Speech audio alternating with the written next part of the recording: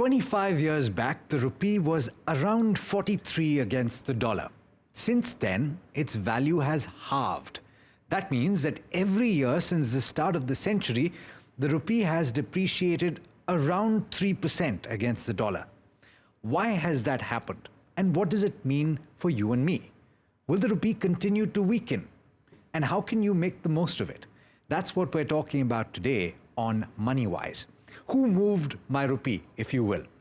I'm Mathew, and joining me today is Kirtan Shah, the founder and chief executive officer at Credence Wealth. Kirtan, thanks as always for taking the time. Alex, thank you so much for having me on the show. I think this is a fascinating conversation, and it depends on who you ask. You would get a very interesting answer. If I were to ask the chief executive officer of an IT company, they would have a big smile on their face, or any other exporter for that matter.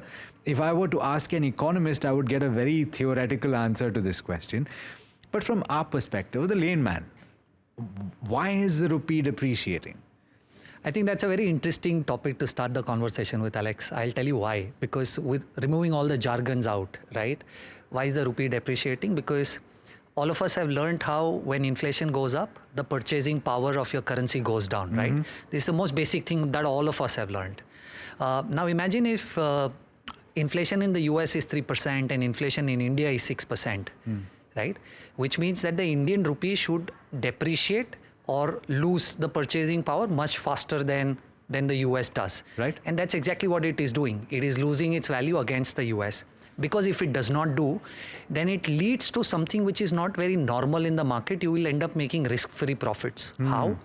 I'll be able to raise money from the US at 4% and invest in India at 7% without taking any risk if the currency does not move 3%.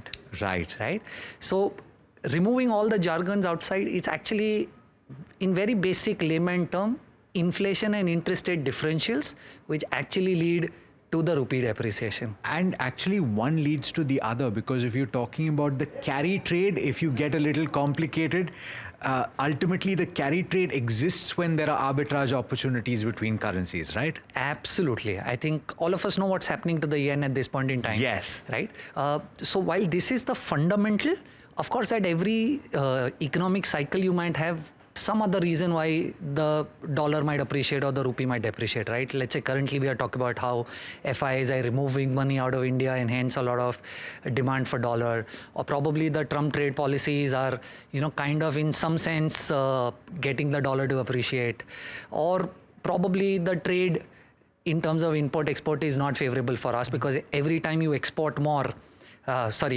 less and import more, you will need more dollars. The current account deficit and all of that. So all of these things will put pressure on the dollar, but like I said, on the rupee. But like I said, largely the concept is the inflation differential, and everything else is the intermittent reason why it moves more or less. And so a few questions emerge from that concept. The core aspect, as you pointed out, is inflation. And ultimately, you're talking about even if inflation in the US is slightly elevated from their perspective, it's nowhere close to us. Absolutely. And even if the RBI manages to pull inflation down to its target of 4%, it's still significantly more than the US. So from that perspective, are we likely to continue to see the rupee depreciate or lose value against the dollar? See, I think in a developing economy like India, having the right kind of inflation is not bad, because if you don't have inflation, that in other contexts may mean that you are probably not growing at the pace at which you really want. Yeah. So till the time India is actually a growing economy, inflation is always going to be around, but making sure that inflation is in the range that is more comfortable is what probably the central bank is looking at. And I don't really think that inflation as a context in the way between, let's say, 4 to 6% is really bad for India. That's absolutely needed for India, and I think RBI is doing a great job to make sure that it stays there. And I think it will continue to stay there, and the difference is always going to be higher than the US, and hence you might probably see the rupee depreciating. Okay. Now, and this is all fascinating conversation, because ultimately I hope you as a layperson and not an economics graduate, you will understand the fact that ultimately we're talking about the cost of everything going up over a period of time, because as a growing economy, people will consume more, and as a result of which there will be more demand for things, the prices of things go up. Basic, very, very basic, as a result of the fact that we are seeing higher increase in prices than the US, you will continue to see the currency depreciate. Now, the question that I have for you is, of course, we've seen 3% on average over the last 25 years, as I've pointed out. But there are periods when it can be lumpy as well, right? Oh, 100%. Because like I said, that there are going to be intermittent cycles in which some or the other factor either works in favor of the dollar or works against. Like we spoke, let's say currently one of the factors that affecting is probably the FIIs pulling money out. So while they are selling Indian equity, they are receiving rupee, but they can't take rupee back to their home country. So right, they have to convert rupee into dollar, which is increasing demand for dollar. So in every cycle, there are going to be instances because of which it probably may favor the rupee or may work against. But the larger context is, if you look at a 10-year, 12-year, 20-year period, rupee will probably continue the depreciating journey till the time the inflation and the interest rate differentials that we spoke about don't level up. Okay. Now, for most people, it doesn't really matter, at least in your day-to-day life, at least that's what people would think. Yeah. Is that really true? Because if the rupee is losing value against the dollar, and that's what everybody uses to trade in the international market, everything is bought with the dollar. Yeah. And I'm talking about what countries and central banks do, then ultimately it's going to affect you and me, right? Look, as a layman, definitely it affects you because we are a crude importing country. We import a lot of other commodities, and these are the basic reasons why probably the pricing of a raw material or probably a finished good that you are consuming gets impacted.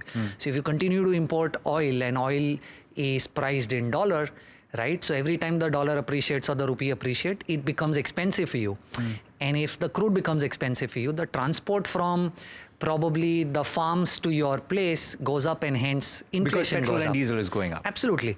So it does affect you in that sense. Probably, let's say on a lighter note, when you want to travel, right, your cost for travel also goes up because generally you travel paying the dollar, and if dollar appreciates, the cost in terms of rupee goes up for you. So yes, it does affect you as an individual as well. I'll tell you what, I recently went abroad and I had some dollars saved over from my last trip, which was a couple of years back, and I was really happy. Lucky you.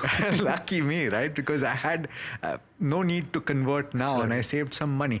But having said that, these are the two primary things. When you go out, when you travel, you're going to transact in dollar, and therefore you're going to spend more. So the other thing that I want to ask, and we import a lot of gold as well, right? So the question is, how do you safeguard against that, against the impact of a weakening rupee, and how do you take advantage of it? Let's break it up a little bit.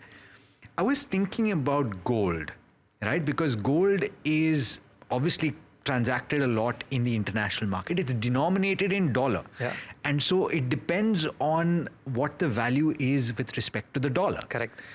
So can it be used as a hedge against a weakening currency? I think that's an interesting question, and I like to throw some data at you so that you get an answer to this question. ETFs, gold ETFs in India, data is available from 2007. So if you look at between 2007 to the time of our recording, in rupee terms, gold has delivered a 12% CAGR. Okay. Right? The same gold in dollar terms has delivered 8.8. Right? Interesting. Which means the 3.2% differential that we are talking about, that rupee depreciates each year, is actually very clearly visible in Indian denominated rupee gold trading. So of course, if you buy gold in India and the rupee keeps depreciating, you have that advantage because the local gold prices will keep moving up. So if you think about it, and there's a very simple way to explain this, right? Because gold is fungible. That is, you buy gold here and the value of gold anywhere else in the world would be effectively that. And because when you buy gold here, effectively it's imported gold that you are buying, you are converting into dollar and buying the gold, if you can imagine it that way, even though you're skipping a few steps in the process, and you're holding that gold till you sell it. And when you do sell it, effectively you're selling it in rupee. That rupee gets converted into dollar. Ultimately, that's what's happening. So effectively, you're protecting yourself. I think as simple as that. Let's say if I import 1 ounce of gold and 1 ounce is, let's say hypothetically $1, right? Even if in the international market, the 1 ounce of gold does not go up in dollar terms, but because rupee depreciates by 3%, I would in Indian rupee term make 3% even when the international gold has not gone up. So in that context, enough and more data between 2007 and 2025 saying that in Indian rupee term, gold has delivered 3.2% return higher than gold in dollar terms. Okay, so therefore the question arises, this is one, and we'll come back, we'll circle back to what you should do with gold. The other aspect that you can do is to invest in international assets. And a lot of people have tried to do that over the course of the last 3 years, 4 years. I'm sure my viewers will be aware by now, because we've spoken about it a lot, that the mutual fund industry has hit its barrier long back. And so therefore it's had to stop outflows or investments into international assets. First, okay, for people who are completely unaware of this, can you explain it simply? So the first thing first, because the rupee depreciates, right, and you want to hedge against it, one of the easier ways to do it is you invest in assets which are dollar denominated. Correct. Right, which is where this concept of investing in global markets typically arise from, because the same concept applies to equities also. Let's say if you invested $1 in a global equity, in an Apple share, for example, right, and the share does not move at all, but rupee depreciates by 3%, you still make 3% in rupee terms, right? But I think there is also a very practical aspect that you look at, and not only the theory. Now, what do I really mean when I say this? In my opinion, you just don't invest in global equities because you want to take advantage of 3% of rupee depreciation. Your original idea has to be whether the asset that I'm investing in will grow at a pace at which I want it to grow. So let me give you some data. Look at the last 20, 21 years. The S&P 500 has delivered an 8.3% CAGR between 2004 and 2025. That's a 20-21 year period. In the same period, Nifty TRI has done a 14% or 14.1. So let's say even if I include a 3% depreciation, your S&P 500 would have given 8.3 plus 3.1, which is 11.4 versus a 14.1 on Nifty TRI. Right? You've still been able to do much better by investing in India in spite of the 3% rupee depreciation. Interesting. So the idea here, of course, is you want a little global diversification, right? But just because rupee is depreciating by 3% does not really make a great case for you to put more and more money outside of India, right? I hope that is an interesting perspective, because, and also it's an indication of what happens in the future, because if we're talking about now, and here's where it gets a little interesting, right? When you estimate what your equity investments should give you, I know that we've spoken repeatedly over the course of the last 6 months in particular, saying that you need to calm down, you need to have realistic expectations. But even those realistic expectations, if you look at nominal GDP, which is real GDP plus inflation on top of that, and you say that the companies that operate, the largest companies, will earn maybe 2 or 3 percentage points more than that, then you're talking about 10% nominal plus 2% or 3%. So 12 to 14% is par for the course. So one would estimate that you will continue to earn between 12 and 14%. That looks like so, right? Because like we said, we started the conversation with inflation. We said 6% inflation is a good place to be in India, right? So if let's say if your GDP is growing at 6 to 8% plus a 6% inflation, 12 to 14% is what you should actually be okay in terms of expectation from investing in India, right? Of course, you would want to be sure that you are not over expecting because of whatever you've seen in the market over the last 3-4 years. So I would rather say 12% is a great expectation to have from India investing. And circling back to the point that I was trying to make is that while you are investing, you want to invest because that asset will give you the returns that you're expecting, and not because you will make 3% more because of depreciation. I think that has to be kept in mind. And simplicity is often the best policy, right? Absolutely. So, but having said that, there is still a case to be made to have diversification in your portfolio. And this is the reason why we're talking about this, because ultimately, equity, like any other asset class, would move in cycles. Yeah. And you would often see when India was not doing particularly well in terms of the equity market, the NASDAQ and US markets were doing quite well. Absolutely. They have done incredibly well over the last 3 years as well. So you want to have an asset quality like a quilt or a patchwork, right? Correct. One does well at a certain point of time. You don't want to be without something doing well. So from that perspective, what's the ideal when you're talking about international investments and gold? I think for us, for an aggressive investor, we typically look at an 80% equity allocation and 20% to fixed income and gold. And in that 80% equity investment, 10 to 15% is international. That's how we position our portfolio for an aggressive client, Alex. Okay.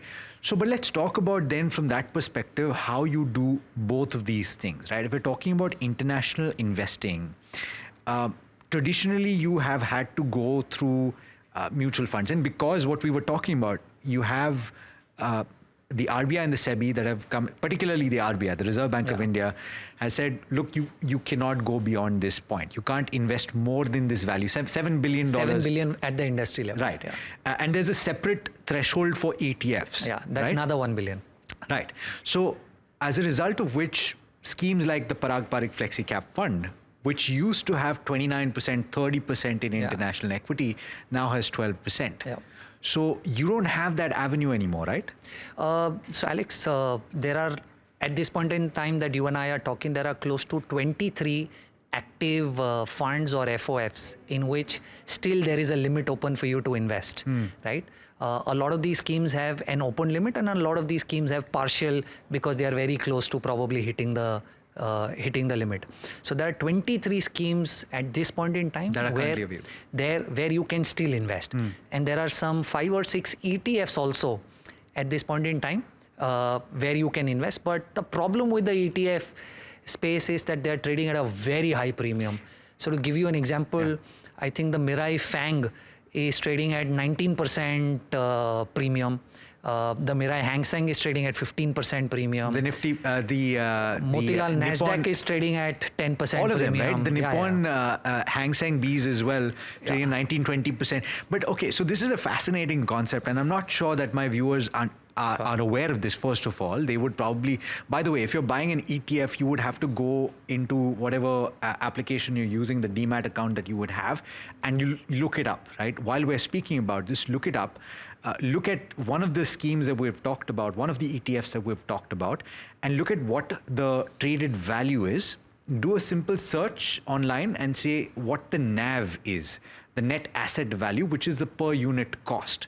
And you will notice that there is a difference of about 18 to 20% on average, which means that people that are trading in the secondary market online are effectively willing to pay 18 to 20% more than what the value of the unit actually is.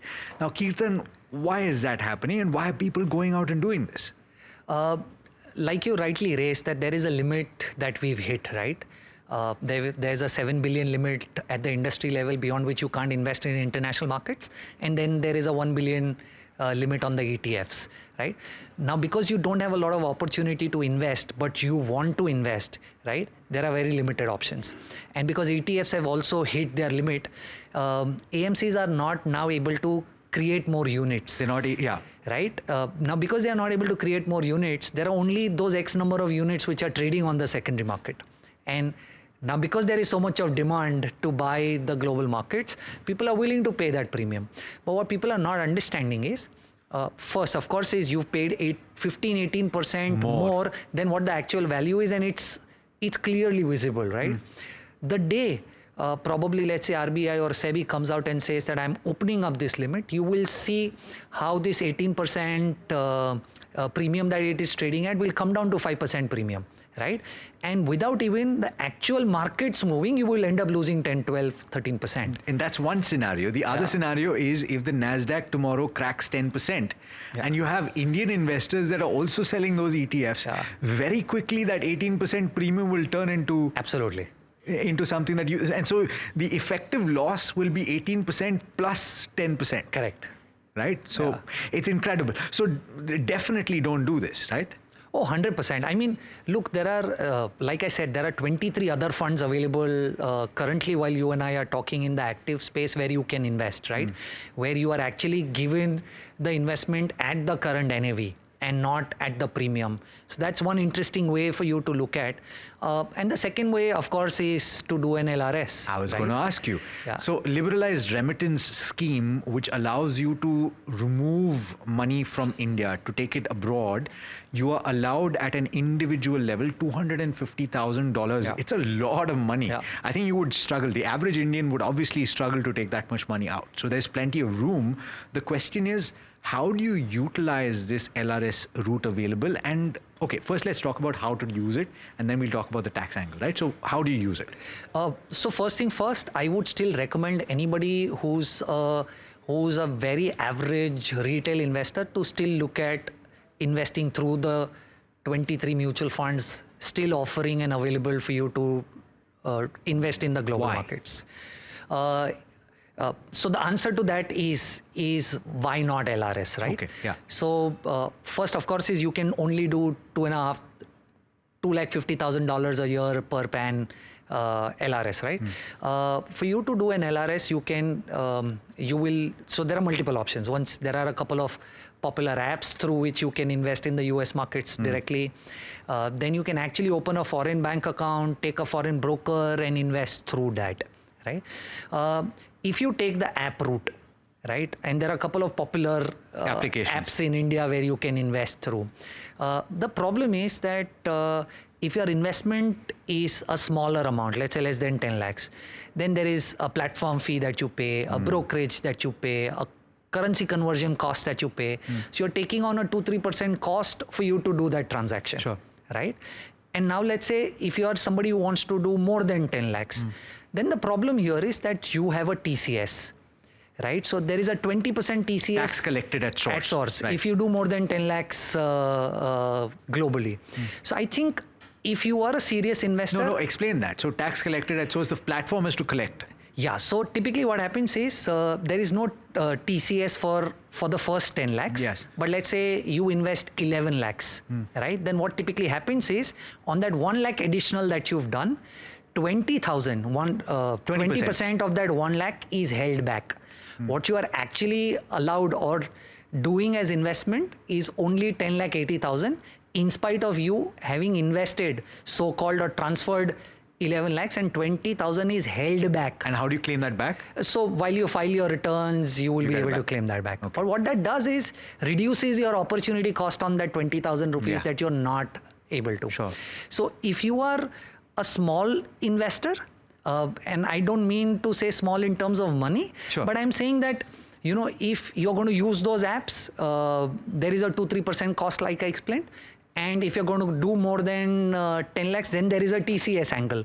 So look at doing an LRS when you have a slightly more sum that you can invest. What you can typically do is use a couple of these banks which are in the gift city, open an account and trade with the broker directly, right? But of course, there is a paperwork problem and it's a slightly more difficult execution from an operation standpoint, but that's the right way. If you go through gift city, you don't have the TCS, is it? No, you will still have that. You will still have that. You will still have that. But it's a larger money. It's a larger money, and also what typically happens is because of the gift city and now some 10-12 months back, Indian resident investors are also allowed to use the gift city route and all of that. Your paperwork is slightly easier. Otherwise, getting a foreign bank, opening an account, getting a foreign broker, then it's a more cumbersome process. Okay. So to drive home the point now, the rupee will continue to depreciate in order to protect yourself and make the most of it. Ideally, you should be holding gold. And you should be holding international equity, preferably through mutual funds, which is, I think, most of my viewers will be in the bucket where they should look at mutual funds. And hopefully, in the next few months, the Reserve Bank of India will review this limit and will say, okay, we're opening the floodgates. Yeah? Looks difficult on the last point, but yeah, let's hope. Okay, well, I think we've had a fascinating conversation. Kirtan, thanks so much for joining me today. Always a pleasure having. And thank you so much for having me. All right, that brings us to the end of this edition of Moneywise. Let us know what you think. How are you investing? We'll be back next week to bring you more content on Moneywise. Do stay tuned.